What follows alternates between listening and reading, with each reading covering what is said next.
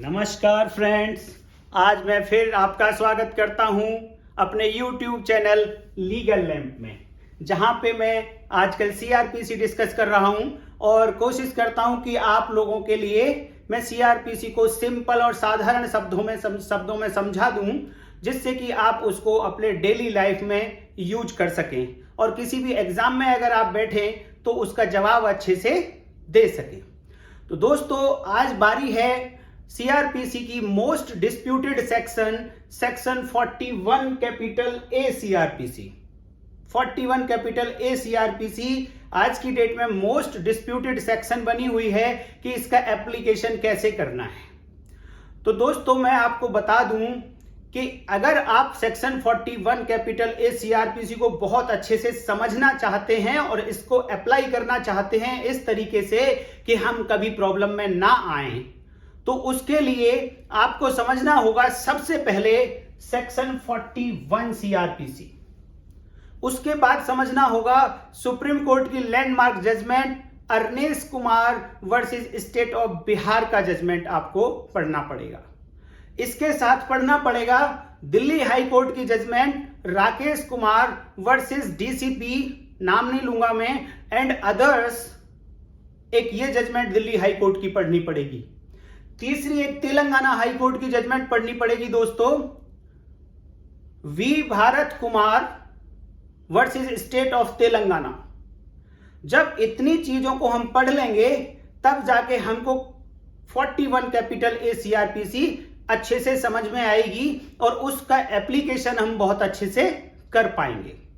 तो दोस्तों, मैं आगे बढ़ता हूं। सबसे पहले हम पढ़ेंगे सेक्शन 41।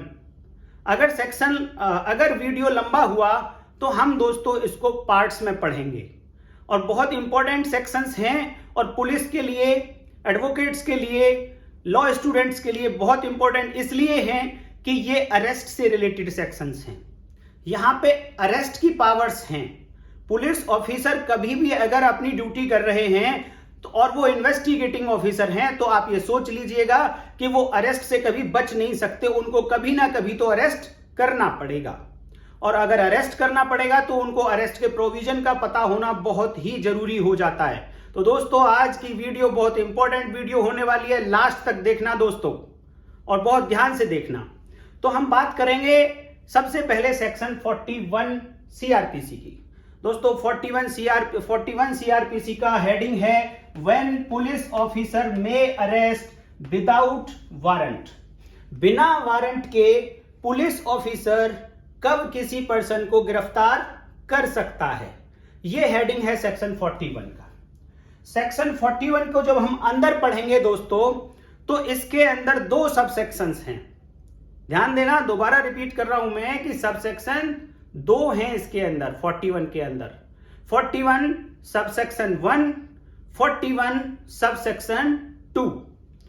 तो दोस्तों, सबसे पहले हम सबसेक्शन 2 को क्लियर कर देते हैं। छोटी सी बात वहां पे लिखी है, इसीलिए सबसेक्शन 2 को क्लियर करके तब आगे बढ़ेंगे।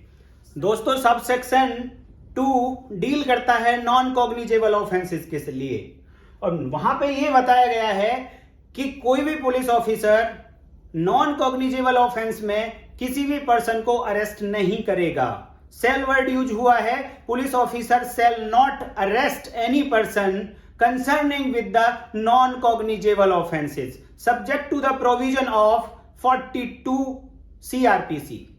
42 सीआरपीसी में कुछ बात लिखी गई है, उनका अगर ध्यान रखते हुए आपको डील करना है नॉन कॉग्निजेबल ऑफेंस को, तो police officer non cognizable offence में अरेस्ट नहीं करेगा। 42 सीआरपीसी यह कहता है कि अगर पुलिस ऑफिसर की प्रेजेंस में कोई नॉन कॉग्निजेबल ऑफेंस किया गया या नॉन कॉग्निजेबल ऑफेंस का कोई पर्सन एक्यूज है और उस पर्सन से जब उस पुलिस ऑफिसर ने नाम पूछा, उसका पता पूछा, नेम और रेजिडेंस पूछने पे उस पर्सन ने नहीं बताया, रिफ्यूज कर दिया बताने से, तो पुलिस ऑफिसर नाम पता चलने तक उस व्यक्ति को नॉन कॉग्निजेबल ऑफेंस होने के बावजूद भी अरेस्ट कर सकता है। यह बात लिखी है सेक्शन 42 सीआरपीसी में। साथ में यह भी लिखा है दोस्तों कि उसने नाम बताया, अपना पता भी बताया। अब पुलिस ऑफिसर को यह लगता है, ऐसा प्रतीत होता है, उसके पास रीजन टू बिलीव है, विश्वास करने का कारण है कि ये जो नाम और पता इस व्यक्ति ने बताए हैं, जिस व्यक्ति ने नॉन कॉग्निजेबल ऑफेंस किया है, ये सही नहीं है, ये गलत है।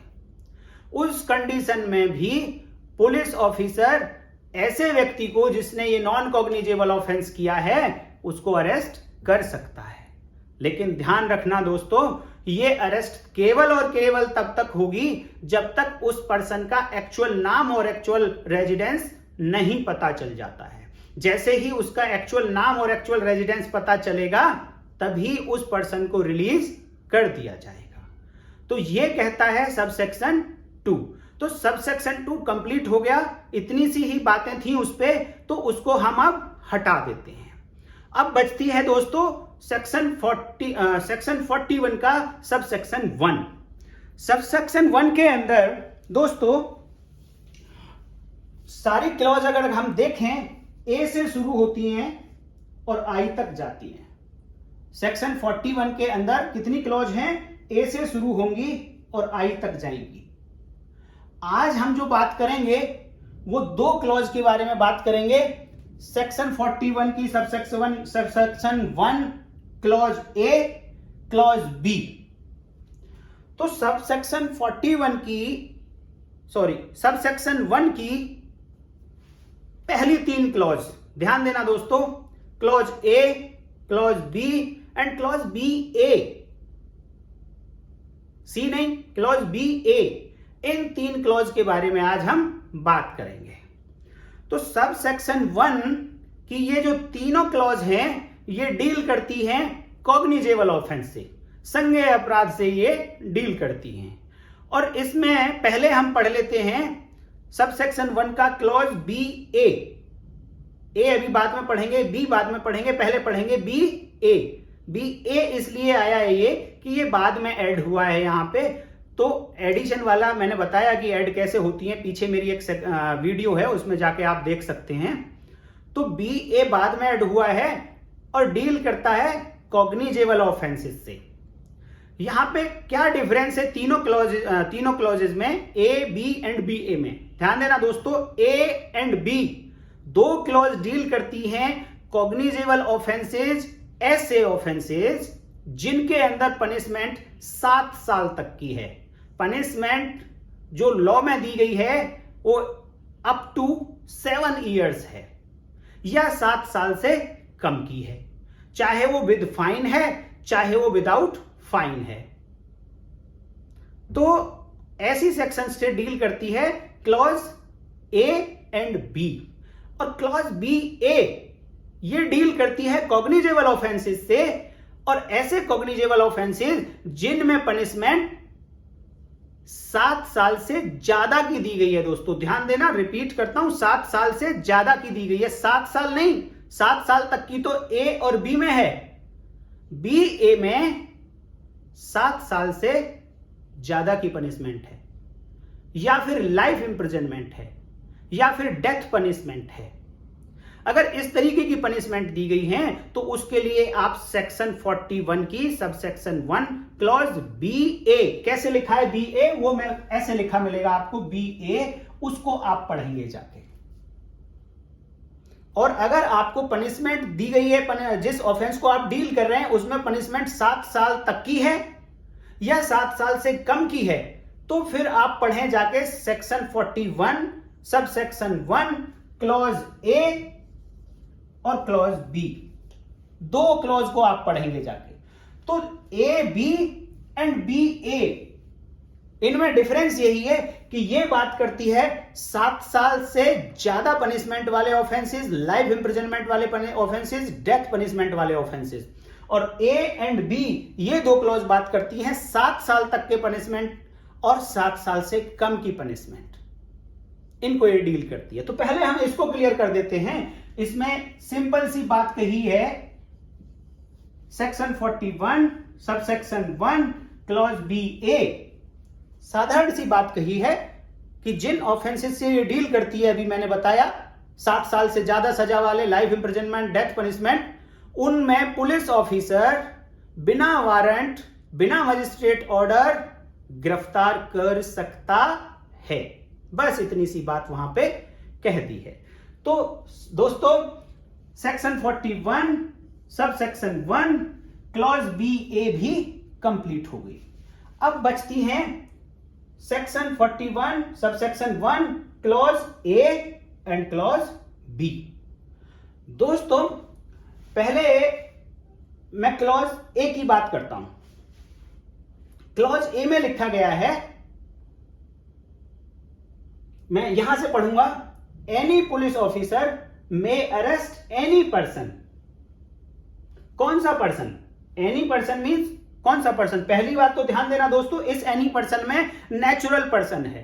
कंपनी भी एक पर्सन होती है, वो इस पर्सन में इन्वॉल्व नहीं है, इंक्लूड नहीं है, क्योंकि किसी भी कंपनी को आप अरेस्ट नहीं कर सकते, क्योंकि आप केवल अरेस्ट कर सकते हैं नेचुरल पर्सन को।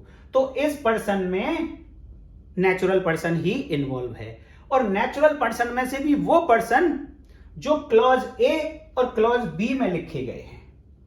तो क्लॉज ए इंडिपेंडेंट क्लॉज है, वो आप समझ लें पहले, और उसको फिर एक तरफ करते हैं।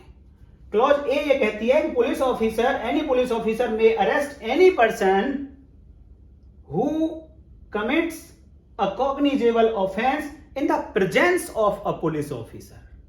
ऐसे पर्सन को बिना वारंट के, बिना मजिस्ट्रेट के ऑर्डर के पुलिस ऑफिसर गिरफ्तार कर सकता है जिस व्यक्ति ने पुलिस ऑफिसर की प्रेजेंस में, पुलिस ऑफिसर की उपस्थिति में कोई संज्ञेय अपराध किया है, कॉग्निजेबल ऑफेंस किया है। ऐसे व्यक्ति को बिना वारंट, बिना मजिस्ट्रेट ऑर्डर गिरफ्तार कर सकते हैं। तो इस क्लॉज को भी हम एक साइड हटा देते हैं। अब बात आती है क्लॉज बी। जब हम क्लॉज बी पढ़ते हैं तो दोस्तों क्लॉज बी के अंदर दो सब क्लॉज हैं। क्लॉज बी के अंदर दो सब क्लॉज हैं, लेकिन उससे पहले क्लॉज बी की एक मेन बॉडी है जो दोनों क्लॉज के लिए काम करेगी। क्लॉज बी की एक मेन बॉडी है जो दोनों सब क्लॉजेस के लिए काम करेगी। तो वो मेन बॉडी को मैंने समझने के लिए दोस्तों तीन पार्ट में डिवाइड कर दिया है। तीन पार्ट में क्या डिवाइड किया है वो ऐसे लॉ में आप पढ़ेंगे तो लगातार लिखा है, लेकिन मैंने ब्रेक करने के लिए capital A, capital B, capital C का सहारा लिया है। आप इसे एक्स वाई जेड भी ले सकते हैं, एक्स वाई जेड भी ले सकते हैं। इसको मैंने सिर्फ समझने के लिए एक्स वाई जेड का सहारा लिया है। तो क्लॉज बी ये कहता है, और वो एनी पर्सन को ही क्वालिफाई करता है क्लॉज बी, जैसे क्लॉज ए ने क्वालिफाई किया एनी पर्सन को, इसी तरीके से क्लॉज भी एनी पर्सन को ही क्वालिफाई करता है। और ये कहता है कि एनी पुलिस ऑफिसर में अरेस्ट एनी पर्सन अगेंस्ट हुम। अगेंस्ट हुम ये तीन बातें होनी, तीनों में से कोई भी एक बात होती है, और प्लस आगे वो सब क्लॉजेज हैं उनमें से कुछ होता है। तो पहले तीन बातें समझ लेते हैं कि इन तीन बातों में से कौन कौन सी बातों में से एक होना जरूरी है। तो अगेंस्ट हुम एक reasonable complaint has been made, a reasonable complaint has been made. ऐसा व्यक्ति जिसके खिलाफ एक रीजनेबल कंप्लेंट फाइल की गई है, या फिर ऐसा व्यक्ति जिसके खिलाफ एक क्रेडिबल इंफॉर्मेशन प्राप्त हुई है पुलिस ऑफिसर को, a credible information has been received. या फिर तीसरी बात, अगेंस्ट हुम ऐसे पर्सन को बिना वारंट गिरफ्तार कर सकता है जिसके खिलाफ रीजनेबल सस्पिशियन एग्जिस्ट करता है, जिसके खिलाफ रीजनेबल सस्पिशियन एग्जिस्ट करता है। अब दोस्तों इन तीन बातों के बाद भी एक बात और भी आती है इसी मेन बॉडी में। ये मेन क्लॉज बी की मेन बॉडी के पार्ट हैं दोस्तों। इसमें एक बात और भी आती है। अब ये बात आनी चाहिए, अब यहां समझें कि reasonable complaint, credible information and reasonable suspicion. क्या सस्पिशियन, क्या इंफॉर्मेशन आई है, क्या कंप्लेंट आई है, ये बात यहां पे मेन बॉडी में ही लिखी गई है। अब कंप्लेंट, इंफॉर्मेशन एंड सस्पिशियन का क्वालिफायर है आगे।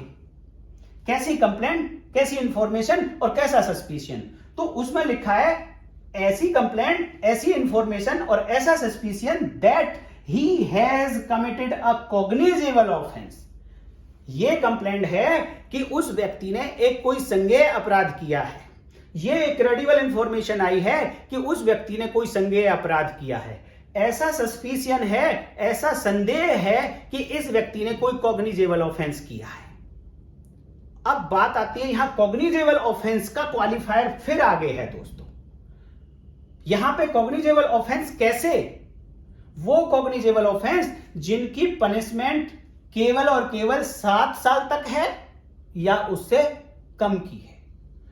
वही ऐसा कॉग्निजेबल ऑफेंस अगर उस व्यक्ति ने किया है तो वो पुलिस ऑफिसर, अब इसके आगे जो 2 सब क्लॉज लिखी हैं उनमें कंडीशंस हैं कि किन किन कंडीशन में ऐसे व्यक्ति को अरेस्ट कर सकते। दोस्तों 41 section 41 sub section 1 clause B की मेन बॉडी कंप्लीट होने के बाद 3 कंडीशंस हैं, तीनों कंडीशन पूरी होंगी तभी अरेस्ट होगी।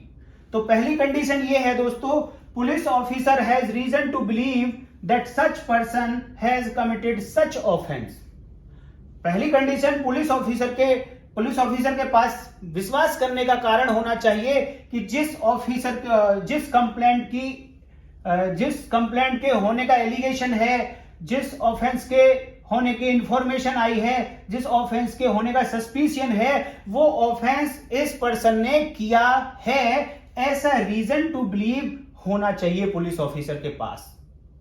दूसरी कंडीशन, ये प्लस मैंने इसलिए लगाया है दोस्तों कि ये भी कंडीशन पूरी होनी चाहिए और सेकंड कंडीशन भी पूरी होनी चाहिए, तभी जाकर अरेस्ट होगी उन केसेस में जिन केसेस में पनिशमेंट 7 ईयर तक की है या उससे कम की है। तो पहली कंडीशन कंप्लीट होती है कि पुलिस ऑफिसर के पास रीजन है ये बिलीव करने का कि उस पर्सन ने कॉग्निजेबल ऑफेंस, ऐसा कॉग्निजेबल ऑफेंस जिसकी कंप्लेंट आई थी, जिसकी इंफॉर्मेशन आई थी, जिसका सस्पिशियन है, वो किया है।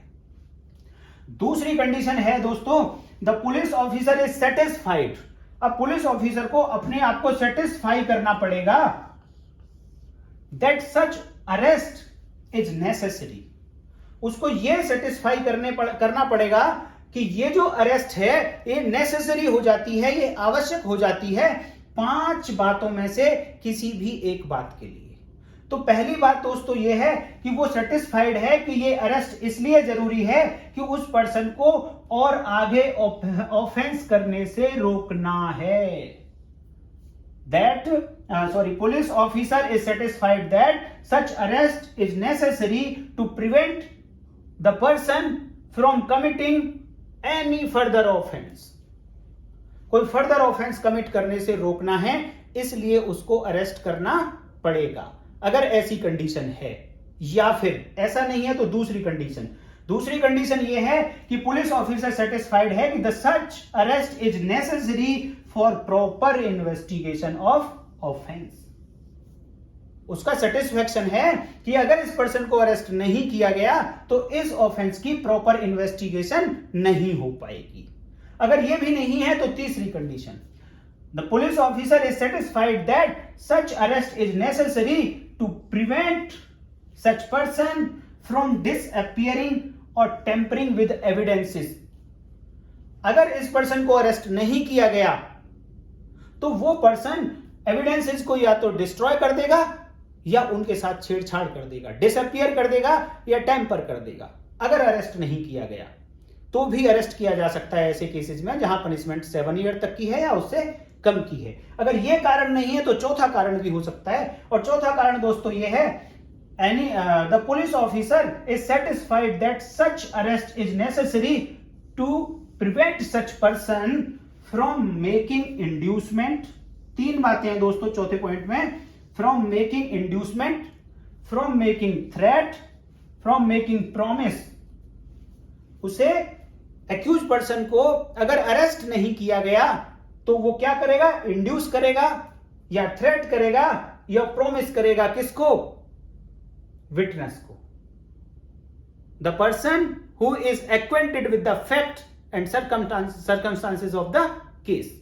ऐसे पर्सन को वो क्या करेगा, इंड्यूस करेगा, थ्रेट करेगा या प्रॉमिस करेगा, उत्प्रेरित करेगा, धमकाएगा या वादा करेगा कोई उससे, अगर उसे अरेस्ट नहीं किया गया तो।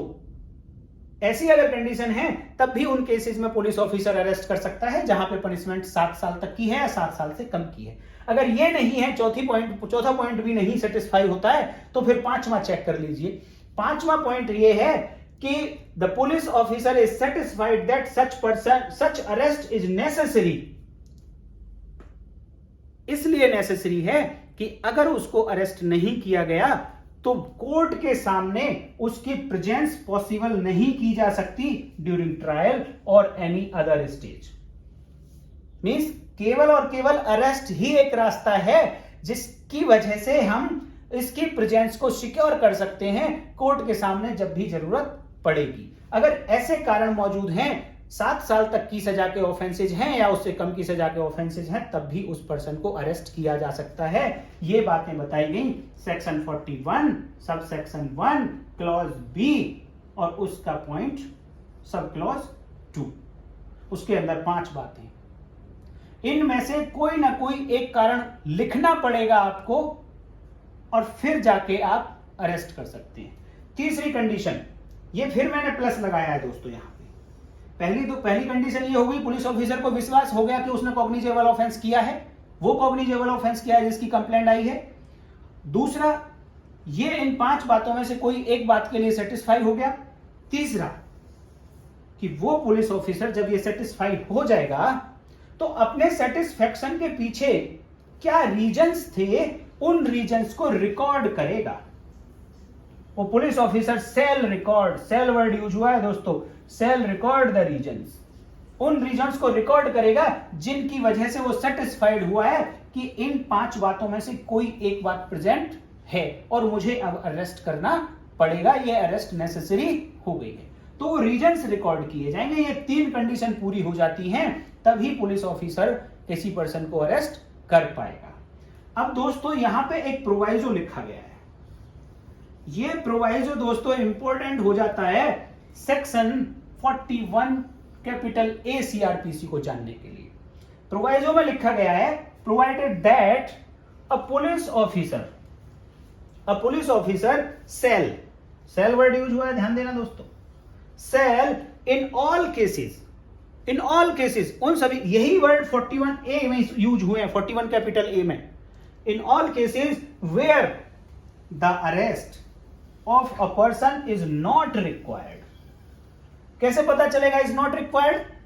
जब ये कंडीशंस कंप्लीट नहीं होती होंगी तभी पर्सन की अरेस्ट रिक्वायर्ड नहीं है।